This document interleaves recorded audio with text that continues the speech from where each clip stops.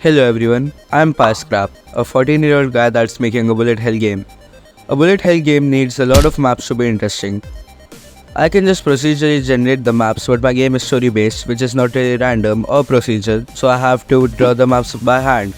Making the maps is a really time consuming process, especially for a guy who's still in high school and who's making this game alone, but I can create a custom level editor to speed up the process and fit it to my needs, which would be really cool.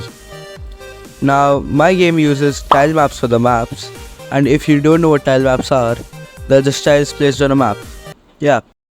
Though somewhat of a product of hardware limitations while making a game back in the 80s like Super Mario Bros or something, they are still widely used today. You may have seen them in games like Enter the Gungeon or Celeste. I like tile maps because it's like I'm making a map using pixel art. Godot, which is the engine which I'm using, has an inbuilt tile map system, but the problem with it is that it's really slow to use because you can only place one tile at a time. In pixel art, that would be the equivalent to making a drawing one pixel at a time. So I can implement a feature that lets me select custom brush sizes. Also, when I want to place some enemies in the game to smack the crap out of, I have to manually place them in their designated place, which is not really fun. Also, in the future, I can add some randomized generation for the caves and dungeons, so instead of implementing all the features in the inbuilt tile map, I can just make a level editor and fit it to my needs. First of all, I made a Trello list for all the things I want to implement in the level editor. The first thing to do is place a single tile. This is really easy to do. First, we find the coordinates of the mouse on the screen, convert it to the coordinates on a tile map, and then place a tile on set coordinates. And it works. Now I have a huge wall of Godot logos staring at me and I don't like it. So the next thing to add is removing tiles. This is basically just the same as placing a tile, but instead of placing an actual tile, we can just place an empty one. The next thing to do is place multiple tiles. This is kind of complicated, but there is a plugin called Better Terrain by PortPonky which makes adding multiple tiles really easy. Using the set cells method, I can define an array of tile positions to place tiles at, and to implement the 3x3 square, we can get the original coordinates of the mouse and set the other tile coordinates respectively. And here we can see that I can paint tiles in 3x3, but there is a problem. You can see if I try to place the path tile, there is no auto tiling and only one tile out of the whole texture gets placed. Auto tiling basically means that if you have a texture of tiles of the same type, you can define rules for how they can get placed. Like if there are tiles of the same type on all the sides of the tile that you place, the center must be placed. If there are tiles on all sides but not on the left side tile would be placed, which has a border and it just looks nice. Anyway, back to the problem. Luckily, Better Terrain has a function called Update Terrain Cells, which makes it really easy for us to auto tile. And we can see here that the issue is fixed and it looks a lot nicer. After that, we implement custom brushes. I decided to hard code these brushes instead of generating them automatically, because if you try to automate a thing you can do in 10 minutes, it usually takes 10 days. We can define a new brush by just defining the coordinates of the tile around the original tile, and we can see that it works. I have some really weird names for these brushes, but I don't care. If it works, don't touch it.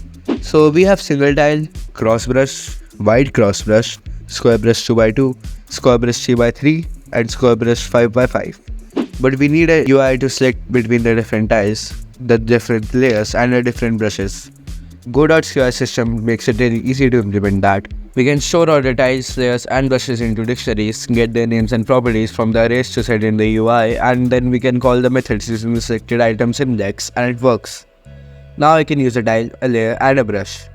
The layers are named after the tiles for simplicity, and yep, the brushes are still named weirdly. Anyway, the next thing to do on my to-do list is the camera.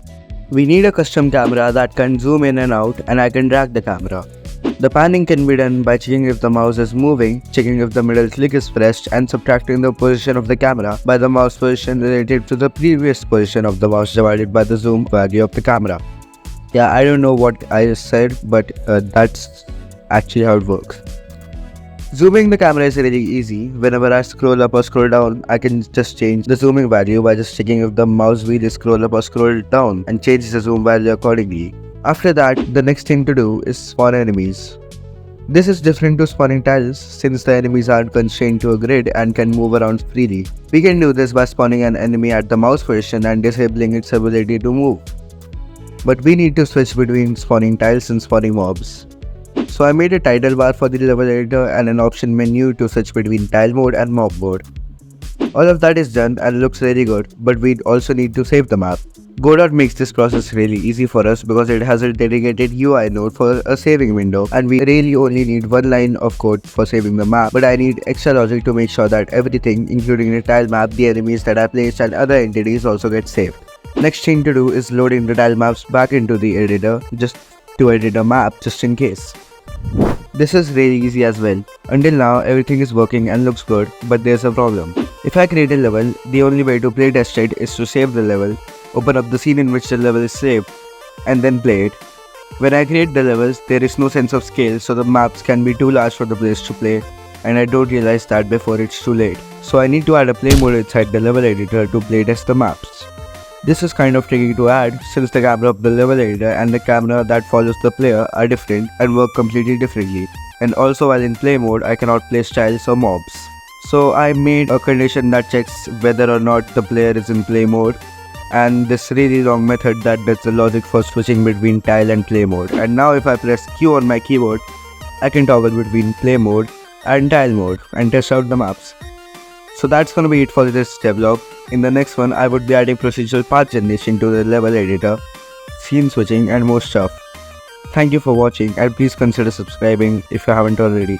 Also, according to YouTube, literally no one watching this video subscribed. Wait, what?